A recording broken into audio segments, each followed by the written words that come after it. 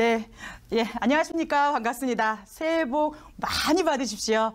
자, 매주 금요일에 만나는 현대공인중개사 사무소의 이은미 소장입니다. 자, 오늘 제가 곱게 한복을 입고 또 이렇게 정중하게 인사를 드렸는데요. 자, 한번 우리 박장대소 한번 해보실까요? 자, 웃으면 복이 많이 온다는 속담이 있습니다. 한번 큰 소리로 하하호호 한번 큰 소리로 박장대소 한번 해보십시오. 올 한 해 그런 여러 가지 복들을 모두 가져가시기 바라겠습니다. 자, 한 주간의 부동산의 뉴스를 부동산의 날씨로 전달을 해드려야 되는데요.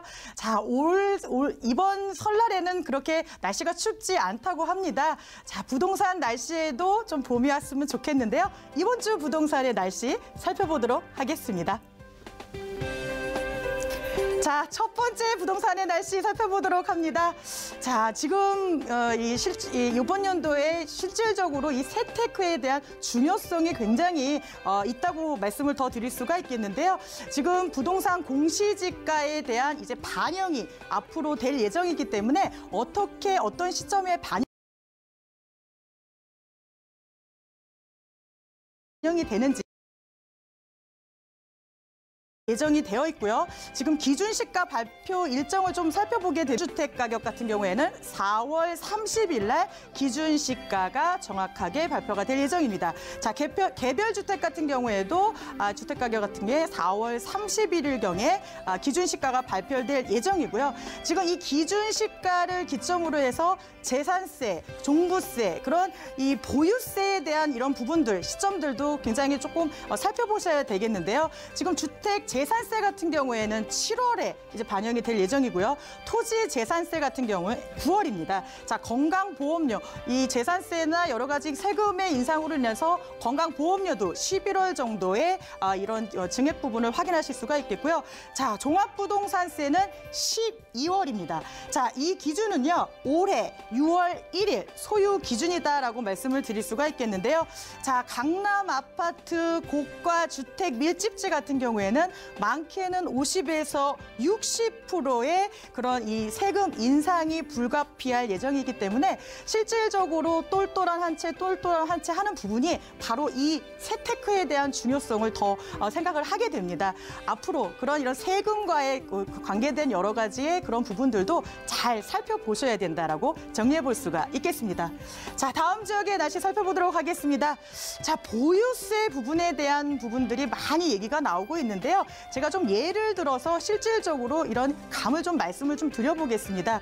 자, 공시지가가 12억이었는데 23억으로 인상이 됩니다. 그랬을 때의 보유세 얼마 정도 인상이 되냐, 이런 부분들을 제가 좀 수치로 조금 조사를 했는데요.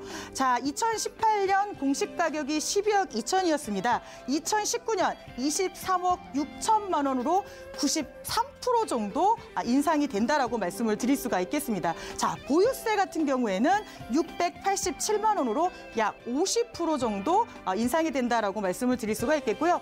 이거 같은 경우에는 단독주택의 60세 미만 1가구 주택, 1주택자의 5년 미만인 기준을 했을 때 지금 이 세금 부분을 추정을 했다라고 말씀을 일단 좀 정리를 해봐드리도록 하겠습니다.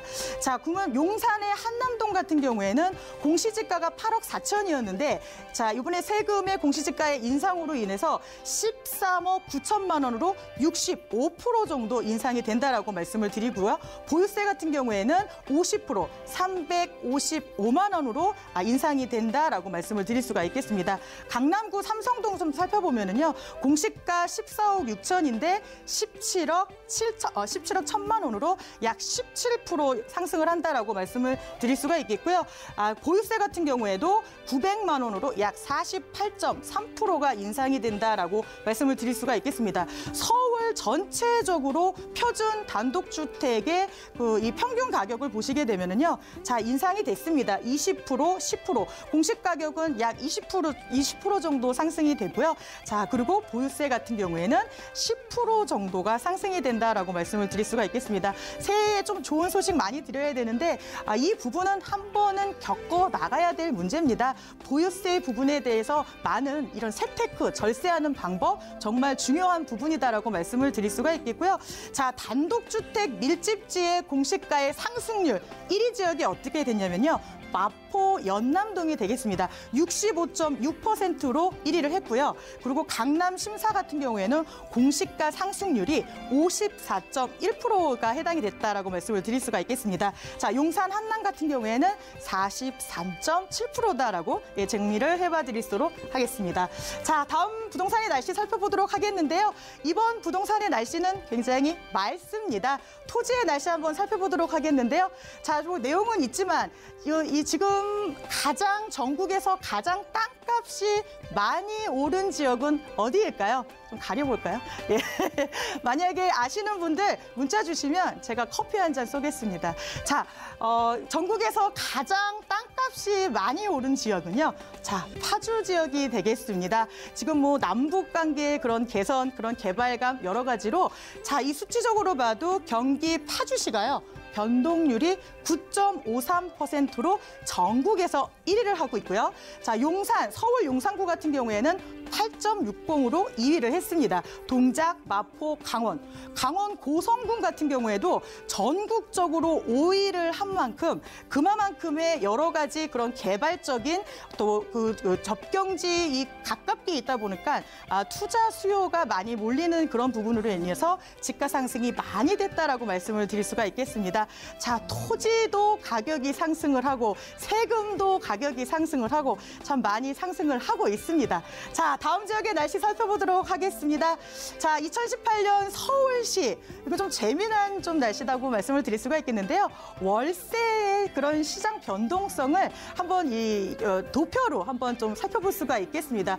표준 편차 1월에서 12월에 그동안의 그 원룸 월세의 좀 표준 편차를 좀 조사를 해봤는데요. 실질적으로 이런 편차가 가장 많이 있었던 지역의 1순위가 용산 지역으로 나타났다라고 말씀을 드릴 수가 있겠습니다. 자, 집가적인 상승도 용산이 굉장히 많이 순위가 앞순위로 되어 있는데요. 지금 이 부분에 대해서 이 앞순위가 된다는 거는 그렇게 긍정적이지는 않다라고 우선 말씀을 드릴 수가 있겠습니다. 자, 강남 4구 같은 경우에는요. 도표를 보시기에 대해서 보시면 아시겠지만 서울에서 가장 높은 월세를 기록하고 있다라고 말씀을 드릴 수가 있겠습니다. 자, 그런데 강서, 관악, 구로, 금천구 같은 경우에는요. 월세 변동이 그렇게 크지가 않았습니다. 그래서 안정적으로 큰 폭 없이 월세를 좀 받았다라고 말씀을 드릴 수가 있겠고요. 자, 금천, 구로, 관악구에 속하는 서남권과 또 강북, 도봉, 노원구에 포함된 동북권 같은 경우에는 서울에서 월세 부담이 가장 적은 지역으로 나타났다라고 말씀을 드릴 수가 있겠습니다. 자, 이 통계에서 말씀을 드리는 또 목적은 뭐냐면요.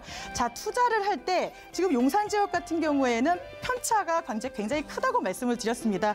이 화면에서 보시게 되면 최고와 최저의 그 차이가 약 23만 원 정도 차이가 난다라고 말씀을 드릴 수가 있겠는데, 자, 월세를 조금 투자를 하시려고 하시는 목적의 그런 투자성이 높으신 분들은 용산 지역은 조금은 더 신중을 기해하셔야 된다라는 점을